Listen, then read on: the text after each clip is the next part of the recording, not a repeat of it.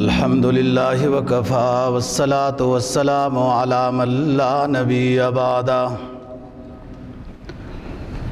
وعلی آلہ واصحابہ الذین اوفوا عہدا الذین هم خلاصۃ العرب العربا وخير الخلائق بعد الأنبياء أما بعد فأعوذ بالله من الشيطان الرجيم بسم الله الرحمن الرحيم واذكر في الكتاب موسى إنه كان مخلصا وكان رسولا نبيا قال النبي صلى الله عليه وسلم والذي يحلف به لو أقر فرعون أن يكون قرة عين له كما أقرت لَهَدَاهُ اللَّهُ تَعَالَى كَمَا هَدَاهَا صدق اللَّهُ العظيم وصدق رسوله النبي الأمي الكريم ونحن على ذلك لمن الشاهدين والشاكرين والحمد للہ رب العالمین۔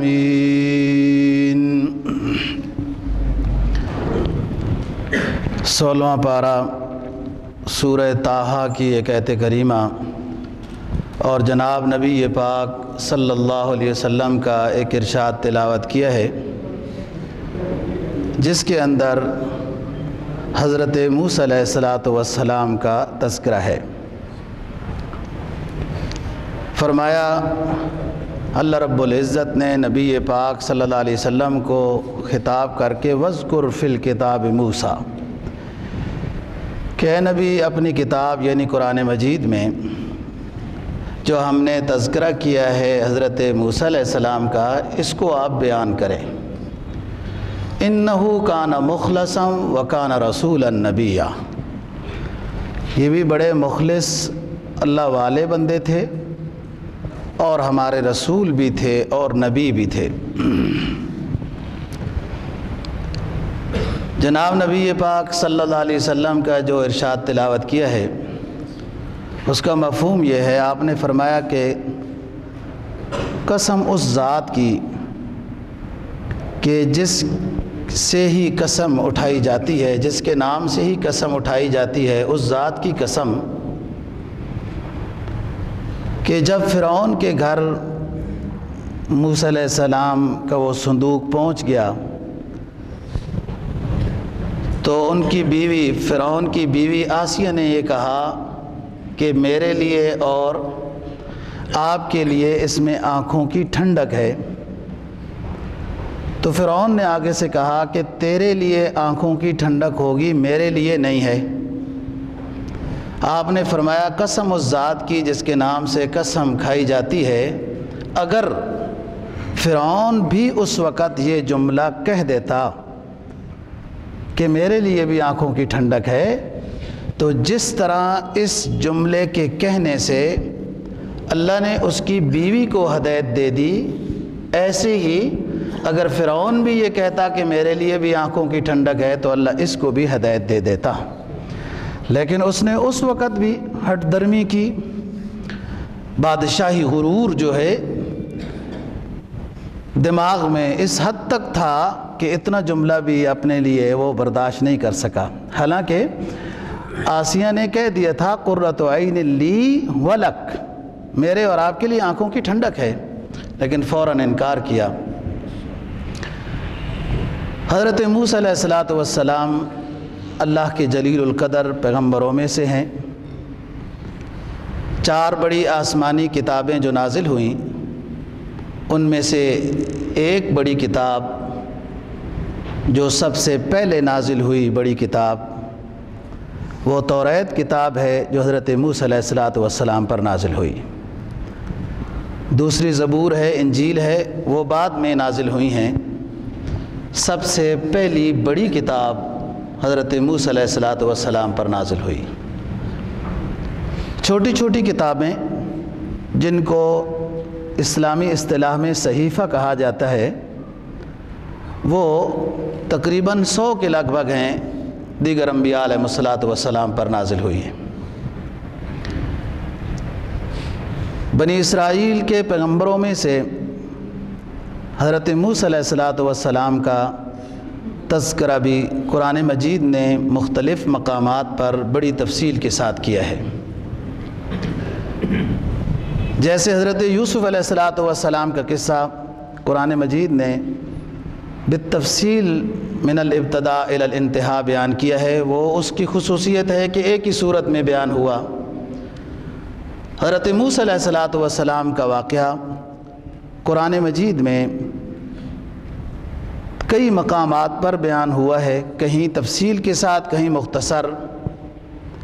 100 سے زائد مرتبہ حضرت موسیٰ علیہ الصلوۃ والسلام کا ذکر قرآن مجید میں آیا ہے۔ جناب نبی پاک صلی اللہ علیہ وسلم کا فرمان ہے کہ میری قوم بھی جب بگڑے گی تو بنی اسرائیل کی بگڑی ہوئی جماعتوں کے نقش قدم پر پورے طریقے سے چلے گی۔ جب قرآن و سنت سے دور ہو جائے گی میری امت تو بگڑے گی، اور ہر وہ فعل شنی کرے گی جو بنی اسرائیل اور یہودیوں نے جو فعل کیے۔ حذو النعل کا لفظ حدیث میں آتا ہے، جیسے کہ کسی کے نشان ہائے قدم کے اوپر قدم رکھتے ہوئے چلنا، اس طریقے سے پیروی کرے گی، اور پھر رسوائی اور ذلت کا سامنا کرنا ہوگا۔ بس فرق اتنا ہے کہ ان قوموں کے اوپر اجتماعی عذاب آیا تو اللہ کے آخری حبیب صلی اللہ علیہ وسلم کے صدقے اس آخری قوم کے اوپر بالکلیہ عذاب نہیں آئے گا، ویسے پریشانیاں اور ابتلاءات جزوی طور پر آتی رہیں گی۔ تو فرمایا کہ اے نبی آپ ذکر کریں حضرت موسیٰ علیہ الصلوۃ والسلام کا، ان کی یا ان کے بعض ماننے والوں کی جو خوبیاں ہیں وہ بھی امت کے سامنے آئیں، کہ ایسے خوبیاں بجا لائیں، پیغمبر اور شریعت کی اتباع کریں۔ شریعت اور پیغمبر کی اتباع یہ ایسی کامیابی ہے کہ انسان دنیا میں بھی سرخرو رہتا ہے اور آخرت میں بھی سرخرو ہوگا۔ جو شخص شریعت سے جتنا دور ہوتا ہے وہ اتنا سکون سے دور ہوگا، اور آخرت میں بھی اللہ تعالیٰ کی نعمتوں سے بھی اتنا دور ہوگا۔ ظاہری منقش اشیاء بعض دفعہ بادی نظر میں دل کو بھلی معلوم ہوتی ہیں، لیکن ان کا استقرار نہیں ہوتا، ان کو دوام نہیں ہوتا۔ اور جو ظاہری طور پر اللہ والوں پر مصائب اور پریشانیاں آئیں تو بادی نظر سے تو وہ بڑی مشکل چیزیں نظر آ رہی ہیں، لیکن ان مصیبتوں میں اللہ کی مدد ساتھ ہوتی ہے تو ان میں بھی سکون و راحت انسان کو محسوس ہوتا ہے۔ سب سے بڑی بات کہ اللہ راضی ہے اور اس پر صبر کرنے میں ثواب مل رہا ہے۔ تو نبی پاک صلی اللہ علیہ وسلم کو خطاب ہوا کہ آپ موسیٰ علیہ السلام کا واقعہ بیان کریں، ان کے جو ماننے والے یا ان کی جو خوبیاں ہیں وہ امت کے سامنے آئیں، اور ان کے دشمنوں کی جو خرابیاں ہیں، ان کے نہ ماننے والوں کی جو خرابیاں ہیں وہ بھی سامنے آئیں، اور پھر عذاب کون کون سے آئے، تاکہ امت اس طرح کے خرابیوں سے اپنے آپ کو بچائے۔ فرعون کی حکومت تھی اور بڑی عرصے سے چلی آ رہی تھی۔ بعض مورخین نے لکھا ہے کہ 400 سال فرعون کی حکومت تھی مصر اور اس کے ارد گرد۔ اسی غرور میں مبتلا ہو کر تو یہ شخص کہنے لگا تھا انا ربکم الاعلی، جو آخری پارے میں جس کا ذکر ہے کہ میں تمہارا سب سے بڑا رب ہوں، کس کے پاس جاتے ہو؟ موسیٰ علیہ السلام تو ایسی باتیں کرتے ہیں۔ واللہ عالم بالصواب۔ بعض مفسرین نے لکھا ہے کہ فرعون کو ایک خواب آئی کہ ایک آگ بیت المقدس سے نکلی ہے اور مصر کی طرف آئی۔ مصر میں جتنے قبطی یعنی فرعونی خاندان کے گھر تھے، ان سب کے گھروں میں وہ آگ گھس گئی اور ان کو جلا دیا، اور مصر میں جتنے گھر بنی اسرائیل کے یعنی عبرانیوں کے موسیٰ علیہ السلام حضرت یعقوب علیہ السلام کی سلسلہ نسب میں سے جن کے گھر تھے، ان کو اس آگ نے کچھ بھی نہیں کیا۔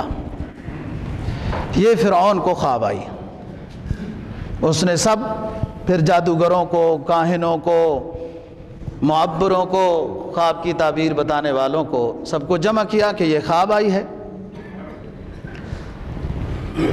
خواب کی تعبیر بتائی گئی کہ کوئی شخص بنی اسرائیل میں سے ایسا ہوگا جو آپ کی سلطنت کے زوال کا سبب بنے گا۔ بس اس کی بدقسمتی یا اس کے تکبر و غرور کی وہ فیصلے کی باتیں تھیں کہ اس نے یہ اعلان کیا کہ آج سے جو بچہ بنی اسرائیل کے گھر میں پیدا ہوگا لڑکا، اس کو ذبح کیا جائے گا، قتل کیا جائے گا، اور بچیوں کو قتل نہ کرو، کیونکہ خواب میں بچے کی تعبیر ہے، بچیوں کی نہیں ہے، تو یہ گھروں میں خدمت کے لیے ان کو رکھا جائے گا، لہذا ان کی ضرورت ہے۔ بعض مفسرین نے لکھا ہے کہ حضرت ابراہیم علیہ السلام جب نمرود سے چھٹکارا حاصل کر کے اپنی اہلیہ کو لے کر مصر چلے گئے تھے، اور اس بادشاہ نے ان کی اہلیہ کو دیکھ کر بدنیتی کی تھی، جس کی وجہ سے اس کے ہاتھ شل ہو گئے تھے، اور پھر وہ تائب ہوا کہ میں ایسا برا ارادہ نہیں کروں گا، پھر اس کا ہاتھ ٹھیک ہوا۔ پھر حضرت ابراہیم علیہ السلام کے سامنے یہ بات آئی، اور یہ میں بات بیان کر چکا ہوں کہ اللہ نے سارے حجابات حضرت ابراہیم علیہ السلام سے ہٹا لیے تھے، آپ نفل میں مصروف تھے، دعا میں مصروف تھے، اور سامنے اپنی بیوی زوجہ مطہرہ رضی اللہ تعالی عنہا کو دیکھ رہے تھے۔ جب حضرت ابراہیم علیہ السلام کے سامنے بات آئی تو یہ مصر کا بادشاہ تھا، اس وقت کے لحاظ سے جو بھی بادشاہ تھا،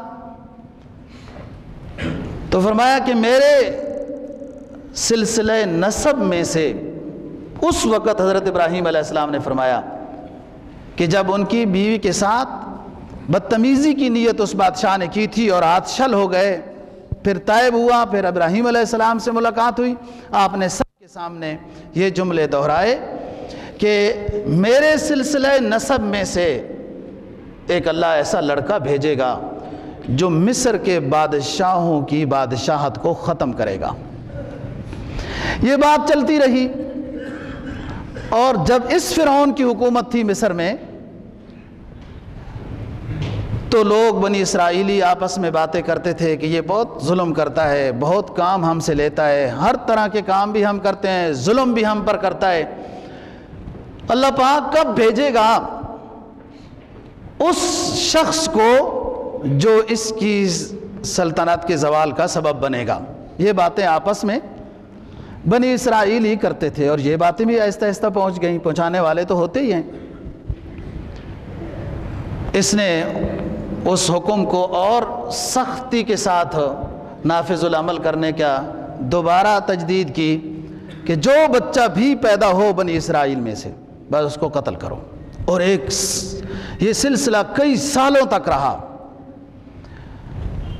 امام فخر الدین رازی نے اپنی تفسیر کبیر میں لکھا ہے کہ 90,000 کے لگ بھگ بنی اسرائیل کے لڑکوں کو اس شخص نے قتل کیا کہ کہیں ان میں سے کوئی ایسا لڑکا نہ پیدا ہو جائے جو میری حکومت کے ختم کرنے کا سبب بنے، لہذا وہ پیدا ہو رہا ہے تو میں اس کو مار رہا ہوں۔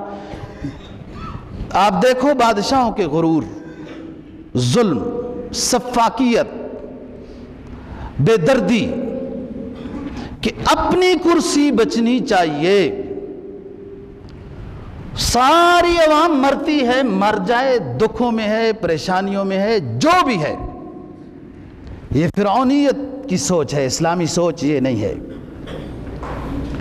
اسلام کے بادشاہ خادم ہوتے ہیں، ہمدرد ہوتے ہیں، خیر خواہ ہوتے ہیں، ان کی نیندیں اڑ جاتی ہیں عوام کی پریشانیوں میں۔ لاکھ کے قریب اس نے بچوں کو قتل کرایا، اور اللہ کی تقدیر ہے، ایک اس کی تدبیر ہے، ایک اللہ کی تقدیر ہے۔ پھر لوگوں نے کہا کہ یہ سارے لڑکے قتل ہوتے جا رہے ہیں، جوان بوڑھے ہوتے جا رہے ہیں، تو ہمارے خادم کہاں سے ہوں گے؟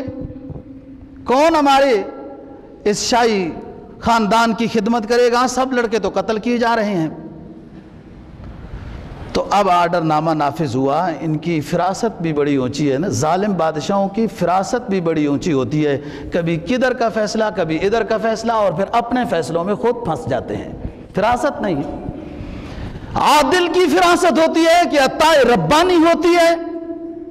ظالم کی کیا فراست ہے؟ اس کے پاس تو وَإِنَّ الشَّيَاطِينَ لَيُوحُونَ إِلَىٰ أَوْلِيَائِهِمْ، کہ شیاطین اپنے ماننے والوں کی طرف وہی بھیجتے ہیں کہ یہ کرو، یہ کرو، آج یہ جملہ کہو، آج یہ فیصلہ کرو۔ اس کمبخت نے یہ فیصلہ کیا جب لوگوں نے کہا کہ یہ تو لڑکے قتل ہوتے جا رہے ہیں، خادم کون رہیں گے پھر؟ تو کہنے لگا چلو 1 سال جو لڑکے پیدا ہوں گے ان کو قتل کرتے ہیں، تو اگلے سال جو لڑکے پیدا ہوں گے ان کو قتل نہیں کریں گے، تاکہ وہ بعد میں سپاہی پولیس بنیں گے، ہماری خدمت کریں گے، خادم بنیں گے۔ اب یہ نہیں سوچ کہ اس سال میں بھی تو وہ لڑکا پیدا ہو سکتا ہے نا جو تمہاری حکومت کے زوال کا سبب بنے گا۔ یہ فیصلہ ہو گیا، اب یہی ہو رہا ہے۔ لیکن اللہ نے اپنی قدرت دکھائی کہ حضرت موسیٰ علیہ السلام کو اس سال پیدا کیا کہ جو سال معافی کا نہیں تھا، قتل کا سال تھا، لیکن اللہ نے بچایا۔ کمال تو اس میں ہے نا۔ حضرت ہارون علیہ السلام کو، جو حضرت موسیٰ علیہ السلام کے بھائی ہیں، ان کو اس سال پیدا کیا جو معافی والا سال ہے۔ حضرت موسیٰ علیہ السلام کو اللہ نے قتل والے سال پیدا کیا اور محفوظ رکھا، اور ایسا محفوظ رکھا کہ انہی کو اس کی پرورش کرنے کا ذریعہ بنایا۔ اب بچہ پیدا ہو گیا۔ حضرت موسیٰ علیہ السلام کا سلسلہ نسب بھی حضرت یعقوب علیہ السلام سے ملتا ہے، اور آپ کی اہلیہ، بعد نے لکھا ہے کہ یہ بھی آپ کے خاندان سے ہی ہے۔ بعد نے تو فرعون کی اہلیہ کو بھی لکھا ہے کہ حضرت موسیٰ علیہ السلام کے پیچھے کہیں خاندان سے ہے۔ بعد نے لکھا ہے کہ فرعون کی اہلیہ وہ اس بادشاہ کے خاندان میں سے ہے جو بادشاہ حضرت یوسف علیہ السلام کے زمانے میں بادشاہ تھا، ریان بن ولید۔ وزیر خزانہ تو دوسرا تھا جو زلیخا کا شوہر تھا، جو بادشاہ تھا مصر کا ریان بن ولید، اس کے شجرہ نسب میں سے آسیہ ہیں۔ وہ بادشاہ بھی اچھا بندہ تھا اور مسلمان ہو گیا تھا۔ بہرحال بچہ پیدا ہو گیا، اور موسیٰ علیہ السلام کی امی پریشان ہو گئی کہ اب یہ تو جاسوسی نظام ہے، مرد بھی ہیں، عورتیں بھی ہیں، آپ بہتر سمجھتے ہیں کس طریقے سے بادشاہوں کے خوشامتی ہوتے ہیں، وہ ہر روز صبح و شام گلیوں میں پھر رہے ہیں، پتہ تو چل جائے گا۔ اللہ پاک نے الہام کیا حضرت موسیٰ علیہ السلام کی امی کے دل میں، جیسے کہ الہام کیا اللہ تعالیٰ نے شہد کی مکھی میں کہ آپ اس طریقے سے شہد بنائیں، ایسی ہی الہامی بات حضرت موسیٰ علیہ السلام کی امی کے دل میں ڈالی کہ آپ اس طریقے سے کریں کہ دودھ پلاتی رہیں، جب خوف بڑھ جائے تو پھر ایک صندوق کے اندر اس کو ڈال کر دریائے نیل کے حوالے کر دیں، اور پریشان نہ ہونا، غم نہ کھانا، ہم وعدہ کر رہے ہیں کہ دوبارہ ہم اس کو آپ کے پاس لے کر آئیں گے اور اس کو پیغمبر بنانا ہے، اس کو پیغمبر بنائیں گے۔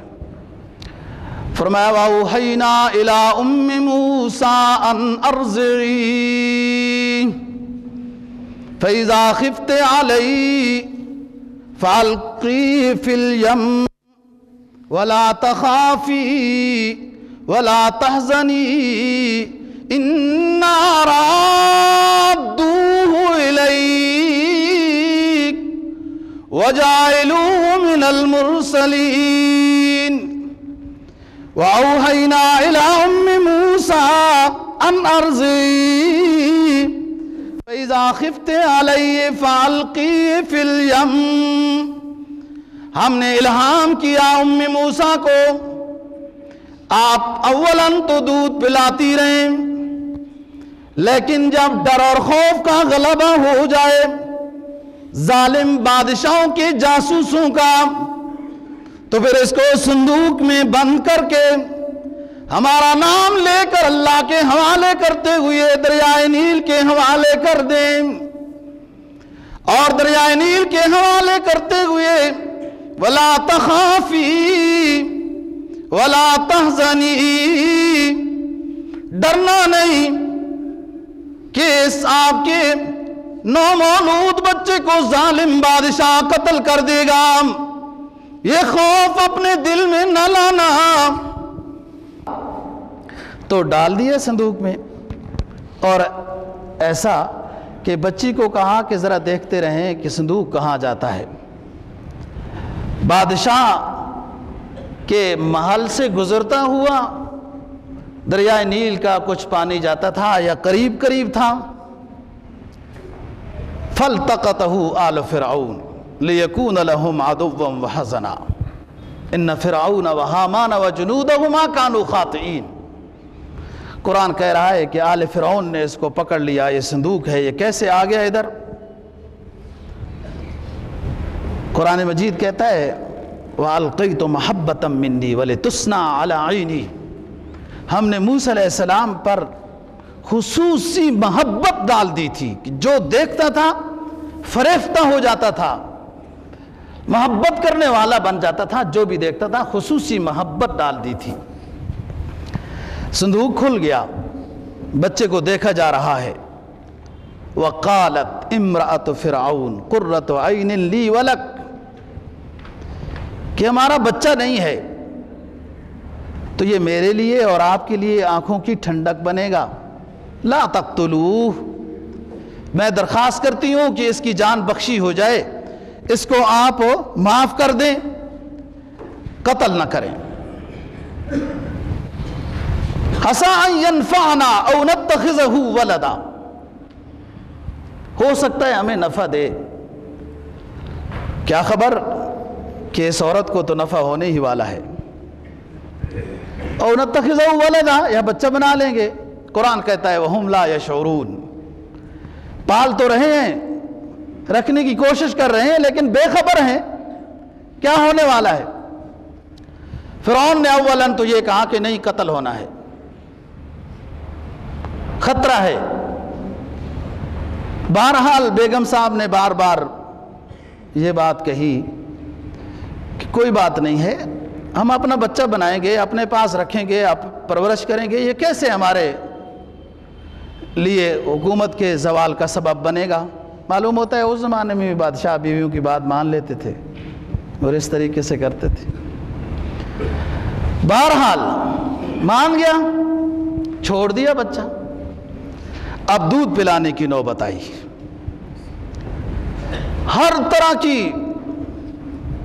دل فرشراہ کرنے والی دائیاں مرضیاں آئیں، لیکن موسیٰ علیہ السلام کا منہ بند ہے اور کسی کا دودھ لینے کے لیے تیار نہیں ہے، اور اپنے خاص وجدانی کیفیت میں مطمئن ہو کر آرام کر رہے ہیں۔ اب ہر کوئی بتا رہا ہے کہ فلانی دائی اچھی ہے، فلانی اس طرح ہے، اس طرح ہے، ان کو لایا جا رہا ہے لیکن انکار ہی انکار ہے۔ پریشانی بڑھ گئی، کہیں ایسا نہ ہو کہ یہ پھر ہلاک ہو جائے۔ ایک بچی نے کہا کہ اگر آپ میری بات مانتے ہو تو ایک گھرانہ بتاتی ہوں، اس گھرانے میں امید ہے کہ یہ دودھ پیے گا اور وہ اس کی اچھی پرورش کریں گے۔ وقالت لأختیہ قصی، یہ حضرت موسیٰ علیہ السلام کی بہن ہے۔ فبصرت بہ عن جنب وہم لا یشعرون، پیچھے پیچھے گئی تھی، دیکھ رہی تھی دور سے، کنکھیوں سے، اجنبی بن کر، کہ یہ کہیں سمجھ نہ جائے کہ اس کے دیکھنے کا انداز ایسا ہے کہ یہ انہی کا کوئی بچہ ہے۔ فبصرت بہ عن جنب، سائڈ سے، دور سے دیکھ رہی تھی، وہم لا یشعرون، وہ نہیں سمجھ سکے کہ یہ کون ہے۔ اور کہنے لگی فقالت هل ادلکم علی اہل بیتی یکفلونا، کیا میں تمہیں ایسا گھرانہ نہ بتاؤں جو اس کی کفالت کریں گے، وہم لہو ناصحون، اور اس کے خیر خواہ بھی ہوں گے۔ گھرانہ بتایا گیا، آسیہ نے پیغام بھیجا، ام موسیٰ ایوان صدر میں حاضر ہو گئیں۔ قرآن اعلان کر رہا ہے وَحَرَّمْنَا عَلَيْهِ الْمَرَاضِعَ مِن قَبْلُ، ہم نے موسیٰ علیہ السلام پر تمام عورتوں کا دودھ حرام قرار دے دیا تھا، اس لیے میرا پیغمبر کسی خاتون کا دودھ نہیں لے رہا تھا۔ فَقَالَتْ هَلْ أَدُلُّكُمْ عَلَىٰ أَهْلِ بَيْتٍ يَكْفُلُونَهُ لَكُمْ وَهُمْ لَهُ نَاصِحُونَ، وہ بچی کہنے لگی میں تمہیں کیوں نہ ایسا گھرانہ بتاؤں جو اس کی عمدہ پرورش کریں گے، یہ بھی ان کا دودھ لے لے گا اور اس کے وہ خیر خواہ ہوں گے۔ کہا بتا دو۔ ام موسیٰ آ گئیں، دودھ لینے لگ گئے۔ آسیہ کہنے لگی آپ ادھر ہی رک جائیں، ہر طرح کی خدمت کریں گے۔ ام موسیٰ نے کہا آسیہ رک جاتی لیکن میرے اور بھی بچے ہیں، میری گھر کی ذمہ داریاں ہیں، میرے شوہر کا کون خیال کرے گا، یہاں نہیں رہ سکتی ہوں، اگر اعتماد ہے تو اس بچے کو میرے حوالے کر دو، میں ہر طرح کی خدمت کروں گی، خیر خواہ بن کر رہوں گی۔ آسیہ نے کہا لے جاؤ، لیکن خیال کرنا یہ عام بچہ نہیں ہے، کچھ ممتاز بچہ معلوم ہو رہا ہے، ہو سکتا ہے یہ ہمیں نفع دے یا ہم اس کو متبنہ بنا لیں، یا ممکن ہے کہ آفاقی تقدیر کو بدلنے کا یہ نمائندہ بنے، اس کا خیال کرنا، ہر طرح کی آپ کی خدمت کریں گے، تنخواہ بھی دیں گے، ہدایہ بھی دیں گے، اجرت بھی دیں گے کہ آپ ہمارے بچے کو پال رہی ہیں۔ ادھر اللہ کی تقدیر ہنس رہی ہے کہ یہ تو وہ فرعون ہے جو بچوں کو قتل کر رہا تھا کہ میری حکومت کے زوال کا سبب نہ بن جائیں، اور جس بچے نے اس کی حکومت کے زوال کا سبب بننا ہے اس کو اپنے ایوان صدر میں پال رہا ہے۔ اور جس بادشاہ کو دوستو عام طرح کے جرنیلوں سے ڈر ہوتا ہے تو دور کے جرنیل کو اپنی حکومت میں لے کے آتا ہے کہ یہ جرنیل میرا تختہ نہیں الٹے گا، اور بعد میں تاریخ نے وہ مناظر دیکھے کہ جن پہ اعتماد تھا ہمارے بادشاہوں کا، انہی جرنیلوں نے ان کے تختے الٹ دیے۔ لیے گئی بچے کو، تنخواہ مل رہی ہے، ہدیے مل رہے ہیں، اور ادھر قرآن کہہ رہا ہے فَأَصْبَحَ فُؤَادُ أُمِّ مُوسَىٰ فَارِغًا، جب فرعون کے قبضے میں میرا پیغمبر صندوق میں آرام کرتا ہوا ملا تو اس کی ماں کا دل گھبرا گیا کہ ظالم کے سامنے میرا بچہ پہنچ گیا، اب اس کی حفاظت کیسے ہوگی۔ فَأَصْبَحَ فُؤَادُ أُمِّ مُوسَىٰ فَارِغًا، جب فرعونی دربار میں صندوق موسیٰ پہنچا تو گھبرا گئی امی، ان کادت لتبدی بھی لولا ربطنا علی قلبها لتکون من المؤمنین۔ جب صندوق پہنچا فرعون کی حویلی میں صندوق کھولا گیا، فرعون کے آرڈر بھی پہلے یہی ہوئے کہ اس کو قتل کرنا ہے۔ یہ خبر جب ام موسیٰ کو پہنچی، فَأَصْبَحَ فُؤَادُ أُمِّ مُوسَىٰ فَارِغًا، ام موسیٰ کا دل گھبرا گیا۔ اگر ہم ام موسیٰ کے دل کو مضبوط نہ کرتے تو قریب تھا کہ ام موسیٰ پریشان ہو کر ہمارے راز کو ظاہر کر دیتی کہ یہ میرا بچہ ہے، خدا کے واسطے اس کو قتل نہ کرنا۔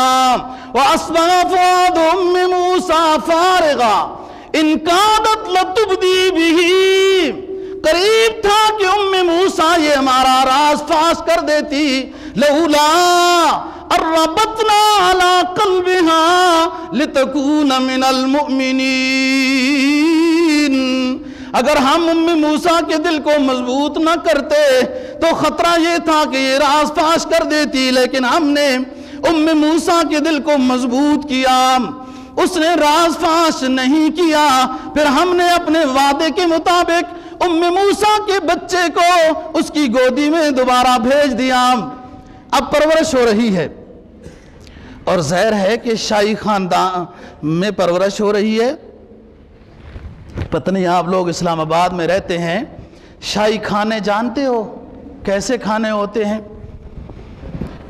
سالانہ ماہانہ پورے علاقے کا کھانا تو ایک ٹائم کا بادشاہوں کا کھانا ہوتا ہے۔ پرانے زمانے کی تاریخ ہم تو جانتے ہیں، ان بادشاہوں نے کبھی دعوت تو ہماری کی ہی نہیں ہے کہ ہمیں کیا پتہ ہو یہ کیا کھاتے ہیں۔ پرانے بادشاہوں کی تاریخ میں جو کھانا لکھا ہے، یا آپ لوگوں کو یاد ہو شہنشاہ ایران کا ناشتہ، وہ کتنی مرغیوں کا، مصر میں جب گیا تھا تو فریاد کی تھی کہ اتنی مرغیوں کا ناشتہ دیتے ہیں، پتہ نہیں کت 100 کہ 150 مرغیوں کا ناشتہ دیتے ہیں، میرے ساتھ زیادتی کرتے ہیں، میں بھوکا رہ جاتا ہوں۔ اندازہ لگاؤ اس زمانے کے اور پہلے زمانے کے بادشاہوں کا کھانا، وہ بڑا خاص کھانا ہوتا ہے۔ موسیٰ علیہ السلام کی پرورش ہو رہی ہے۔ قرآن کہہ رہا ہے فَلَمَّا بَلَغَ أَشُدَّهُ وَاسْتَوَىٰ، جب جوانی کو پہنچے، خوب جوانی کو پہنچے۔ اللہ کا پیغمبر تو ویسے بھی پہلوان، 100 پہلوانوں کی طاقت اللہ کے پیغمبر کو عطا کی جاتی ہے۔ پھر شاہی خاندان کی پرورش، فَلَمَّا بَلَغَ أَشُدَّهُ وَاسْتَوَىٰ آتَيْنَاهُ حُكْمًا وَعِلْمًا وَكَذَلِكَ نَجْزِي الْمُحْسِنِينَ، ہم نے پھر ان کو اپنا علم بھی عطا کر دیا، نبوت بھی عطا کر دی، لیکن ابھی تبلیغ اعلانیہ کا حکم نہیں دیا۔ جوان ہو گئے، بڑے ہو گئے، اب اپنا چلتے پھرتے ہیں۔ وَدَخَلَ الْمَدِينَةَ عَلَىٰ حِينِ غَفْلَةٍ مِّنْ أَهْلِهَا فَوَجَدَ فِيهَا رَجُلَيْنِ يَقْتَتِلَانِ، دن دہاڑے مصر میں نکلے موسیٰ علیہ السلام، دیکھتے ہیں کہ 2 شخص لڑائی کر رہے ہیں، ایک ان کے خاندان کا بنی اسرائیل میں سے ہے، اور ایک ھذا من شیعتہ وھذا من عدوی فاستغاثہ الذی من شیعتہ علی الذی من عدوی فوکزہ موسیٰ فقضى علیہ،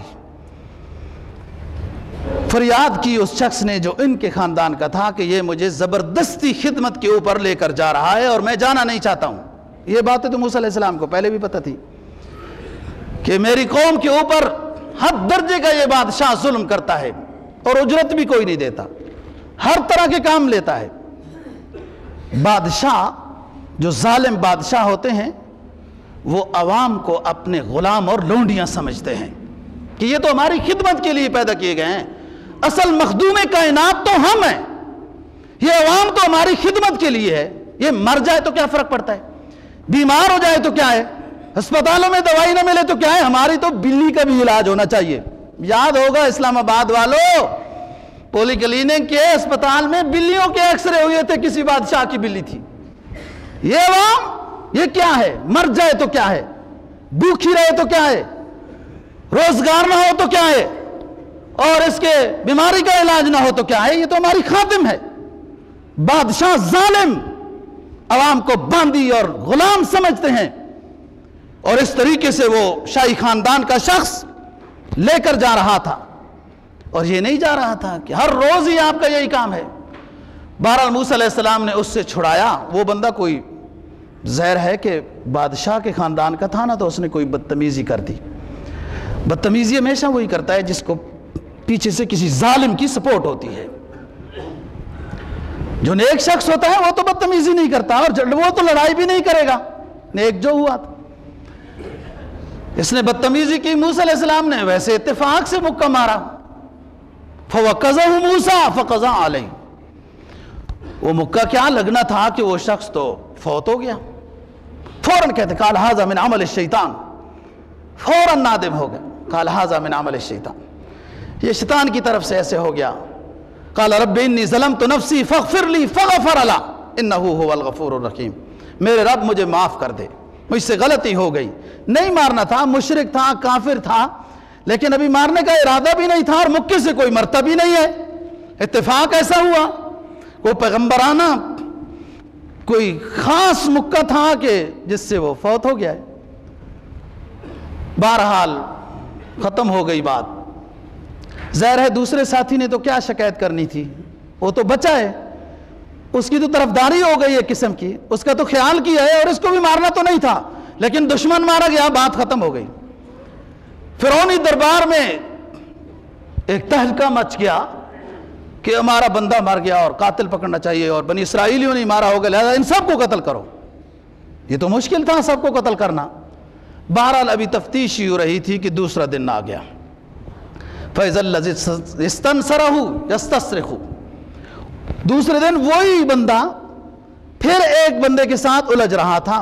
جب دن کو موسیٰ علیہ السلام نکلے تو اسی نے پھر فریاد طلب کی جس نے کل فریاد طلب کی تھی۔ موسیٰ علیہ السلام نے دیکھا کہ یہ عجیب آدمی ہے، اس کا کام ہر روز لڑائی کرنا ہے۔ فرمایا اِنَّكَ لَغَوِيٌّ مُّبِينٌ، تم بہت اعلیٰ درجے کے گمراہ ہو، ہر روز لڑائی کرتے ہو۔ فَلَمَّا أَرَادَ أَن يَبْطِشَ بِالَّذِي، جب چاہا کہ چھڑانا، کہ پکڑے ڈانٹ تو دیا ہے لیکن اب چھڑانا چاہا، تو فوراً اس نے مخبری کر دی، اپنے ہی مخبری کرتے ہیں۔ یہ بات بھی سمجھتے ہو؟ کہنے لگا تُرِيدُ أَن تَقْتُلَنِي كَمَا قَتَلْتَ نَفْسًا بِالْأَمْسِ، جس کو کل چھڑایا تھا اللہ کے پیغمبر نے، نجات دلائی تھی ایک ظالم سے، آج بھی چھڑانے کا پروگرام ہے، لیکن ایک جملہ تنبیہاً بولا کہ اِنَّكَ لَغَوِيٌّ مُّبِينٌ، کہ تم بڑے گمراہ ہو، ہر روز لڑائی مول لیتے ہو، کیوں ہر روز لوگوں سے جھگڑے کرتے ہو؟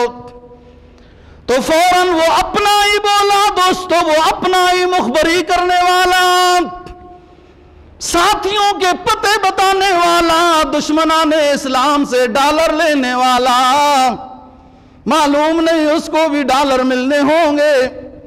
کہنے لگا تُرِيدُ أَن تَقْتُلَنِي كَمَا قَتَلْتَ نَفْسًا بِالْأَمْسِ إِن تُرِيدُ إِلَّا أَن تَكُونَ جَبَّارًا فِي الْأَرْضِ وَمَا تُرِيدُ أَن تَكُونَ مِنَ الْمُصْلِحِينَ، آپ نے کل قتل کیا تھا، آج مجھے بھی قتل کرنا چاہتے ہو، تم اصلاح کا پروگرام نہیں رکھتے ہو بلکہ بادشاہ بننا چاہتے ہو، تم چھڑانا نہیں چاہتے ہو بلکہ جابر بننا چاہتے ہو، اصلاح کی نیت نہیں ہے، بادشاہی کی نیت ہے تمہاری۔ اپنے جب دوستو ایک زمانہ غلامی میں گزارے، خیال سے سمجھنا بات، اپنے جب دوستو اپنے جب ایک زمانہ غلامی میں گزارے تو حقیقت سے بے خبر ہو جاتے ہیں کہ کس کی طرفداری کرنی ہے، کس کو بچانا ہے اور کس کو پھنسانا ہے، اس لیے کہ صدیاں گزر گئی غلامی میں، پھر حقیقت کی جو چیز ہوتی ہے وہ معکوس ہو جاتی ہے۔ اقبال مرحوم بڑے درد سے بات کہے گئے، فرمایا غلامی میں بشر عزت کے معنی بھول جاتا ہے۔ اللہ اس مرد درویش کی قبر پہ کروڑوں رحمت نازل فرمائے۔ پاکستان بننے کا زمانہ تو اس نے نہیں دیکھا، لیکن تصوراتی زندگی میں یہ سارا دیکھ رہا تھا۔ کہتا ہے غلامی میں بشر عزت کے معنی بھول جاتا ہے، پہن کر تو غلامی کا خوشی سے پھول جاتا ہے۔ دشمنان اسلام کی غلامی کا توق دوستو ہم نے اپنے گلے میں ڈالا، اپنے ملک کو مروا رہی ہیں۔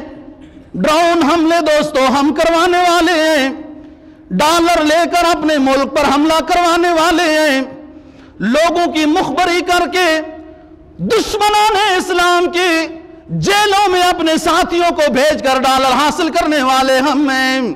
اس لیے کہ غلامی میں صدیاں گزر گئیں، انہی کا لباس پہن کر، انہی کی زبانیں بول کر، انہی کی وضاقت اپنا کر، انہی کے کھانے کھا کر ہمارے ضمیر تبدیل ہو گئے، ضمیر بک گئے، ضمیر جھک گئے، گردنیں نیچے ہو گئی ان کے سامنے۔ اقبال مرحوم اسی کو کہتا ہے غلامی میں بشر عزت کے معنی بھول جاتا ہے، پہن کر تو غلامی کا خوشی سے پھول جاتا ہے۔ بڑے رنگ روغن لگا کر، میک اپ لگا کر، سوٹ بوٹ لگا کر پھر ٹی ویوں پہ آتے ہیں، ہم نے دہشت گرد پکڑوا دیے، ہم نے فلانے پکڑوا دیے، خوشی سے پہن کر تو غلامی کا خوشی سے پھول جاتے ہیں۔ کہ ہم نے کتنا کام کیا، اپنے نے مخبری کی، اپنوں سے بچنا، اپنے ہی ہمیشہ ہر دور میں میر جعفر میر صادق کا کردار ادا کرتے ہیں، اپنے ہی نقصان دیتے ہیں۔ اگر مسلمان اپنے ساتھ انصاف کرنے والا ہو دوستو، یاد رکھنا بات کو، اگر مسلمان اسلام کے ساتھ انصاف کرنے والا ہو تو دنیا کی کوئی طاقت اس کو اپنا غلام نہیں بنا سکتی۔ مسلمان اپنی شریعت کے ساتھ، اپنے خدا کے ساتھ، اپنے نبی کے ساتھ، اپنے اسلام کے ساتھ انصاف نہیں کرتا۔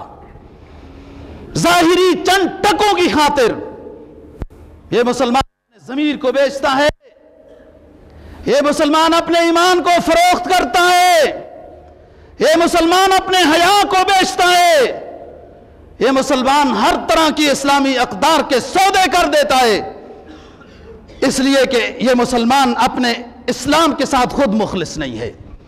جب اسلام کے ساتھ مسلمان مخلص ہو دوستو، دنیا کی کوئی طاقت ایک نہیں، ساری مل کر ایک ہو جائیں، مسلمان کو نقصان نہیں پہنچا سکتی۔ لیکن مسلمان نے اللہ کو بھی چھوڑا ہے، نبی کو بھی چھوڑا ہے، اپنی شریعت کو بھی چھوڑا ہے، اپنے اسلام کے اوپر نکتہ چینیاں کرنے والا یہ مسلمان خود ہے، خود راستے دکھاتا ہے ان کو، اور پھر ان کا آلہ کار بن کر ان کے کام کرتا ہے۔ مسلمان آلہ کار دشمنان اسلام کا بن کر ان کا کام کر کے مسلمانوں کو نقصان پہنچانے کی کوشش کرتا ہے، اس کو بھی پھر مسلمان کہا جائے گا۔ اَتُرِيدُ أَن تَقْتُلَنِي كَمَا قَتَلْتَ نَفْسًا بِاللَّمْسِ، اس نے یہ بات کہہ دی۔ اوان صدر بات پتہ چل گئی، وہاں پہنچ گئی، فوراً حکم ہوا کابینہ کے اجلاس میں کہ موسیٰ کو پکڑو۔ وہاں اسی کابینہ میں اللہ کا نظام ہے نا، ایک ایسا بندہ تھا جو موسیٰ علیہ السلام کی خوبیوں کو، اچھائیوں کو، نیکی کو، پرہیزگاری کو دیکھ کر دل میں مسلمان ہو چکا تھا۔ وہ شخص وہاں اس مجلس سے اٹھا اور دوڑا، ڈھونڈنے لگا موسیٰ علیہ السلام کو۔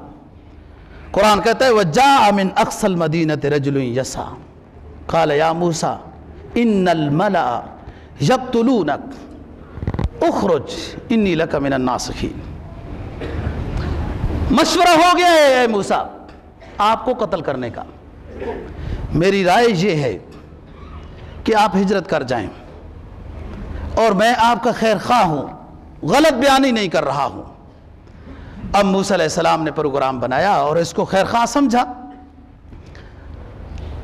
معلوم ہوتا ہے اتنا فتن کا دور اس زمانے میں نہیں تھا کہ کوئی بات اگر کہے تو بندہ مان سکتا تھا کہ یہ میرا خیر خواہ ہے۔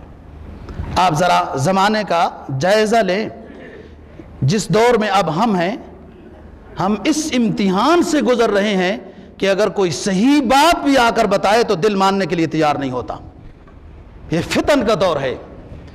معلوم نہیں کہ اس کے خیر خواہی والے جملے میں بھی کوئی اور راز ہی وابستہ نہ ہو کہ ہمیں وہ کئی مصیبت میں مبتلا نہ کرنا چاہتا ہو۔ بہرحال ایک بصیرت و بصارت اللہ کے پیغمبر کی ہے، ایک عوام کی ہے، وہ سمجھ گئے۔ حضرت موسیٰ علیہ السلام سمجھ گئے، اور سمجھنے کے بعد فوراً پروگرام بنایا، نکلے وہاں سے خائفاً یترقب، ڈر بھی رہے ہیں، اور مدین کے علاقے کی طرف حضرت موسیٰ علیہ السلام نکلے۔ پرانی کوئی رشتہ داری ہے، مدین کی طرف حضرت شعیب علیہ السلام کو اللہ نے پیغمبر بنایا۔ باقی بات اس کے بعد انشاءاللہ اگلے جمعے کو کریں گے۔ اللہ تعالیٰ صحیح سمجھ اور عمل کی توفیق نصیب فرمائے۔ کرتے ہیں، میں ان کی حوصلہ افزائی کرتا ہوں۔ وہ دفتر میں بھی آئے نا، میں نے مدینے کی کھجوریں رکھی ہوئی ہیں، مجھے بھی دل چاہتا ہے کھانے کو، لیکن رکھی ہوئی ہیں کہ جب وہ ساتھی آئیں گے تو ان کے اعزاز میں پیش کروں گا۔ یہ سنت ہے کہ اس دور میں مسجد اور مدارس کا وہ خیال کر رہے ہیں، ہم دعا کر سکتے ہیں اور مدینہ کی نسبت والی کھجور پیش کر سکتے ہیں۔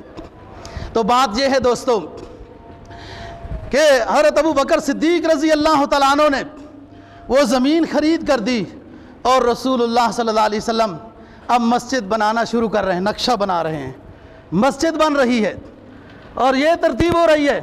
تو یہ 5 باتیں جب عالم میں ہوں تو وہ عالم، ابھی تک نہیں سمجھے ہو کہ آپ کا مولوی، میں سمجھتا ہوں کہ بعض ساتھی بعد میں آئے ہیں، وہ ہمیں کیا سمجھتے ہیں کہ یہ کیسے ہیں۔ تو بات یہ حضرت ابو بکر صدیق رضی اللہ تعالیٰ عنہ کی شان میں کہ اختیاری سنتوں پر بھی عمل تھا، غیر اختیاری سنتوں پر بھی اللہ نے عمل کرایا۔ اور کیسا عمل ہوا کہ جب روح قبض ہونے لگی تو 63 سال عمر پوری ہو گئی، پیر کا دن ہے۔ آپ صلی اللہ علیہ وسلم کو بھی مرض الوفات میں زہر جو یہودیوں نے دی تھی نا، اس کا اثر محسوس ہو رہا تھا۔ ان کو بھی ایک دفعہ یہودیوں نے زہر دی تھی اور اس کا اثر اس وقت محسوس ہو رہا تھا حضرت ابوبکر صدیق رضی اللہ تعالیٰ عنہ۔ اور فرمایا کہ عائشہ مسواک چاہیے، آپ نے بھی مسواک عائشہ سے مانگا تھا، اور پھر فرمایا کہ چبا کر دو۔ آپ صلی اللہ علیہ وسلم کو بھی مسواک حضرت عائشہ صدیقہ رضی اللہ تعالیٰ عنہ نے چبا کر دیا ہے۔ حضرت ابوبکر صدیق کو بھی اپنی بیٹی حضرت عائشہ نے مسواک چبا کر دیا، اور پھر فرمایا کہ چارپائی، اس چارپائی پر مجھے لٹاؤ جس چارپائی پر میرے محبوب پیغمبر صلی اللہ علیہ وسلم کی روح قبض ہوئی ہے، اس چارپائی پر لٹایا گیا۔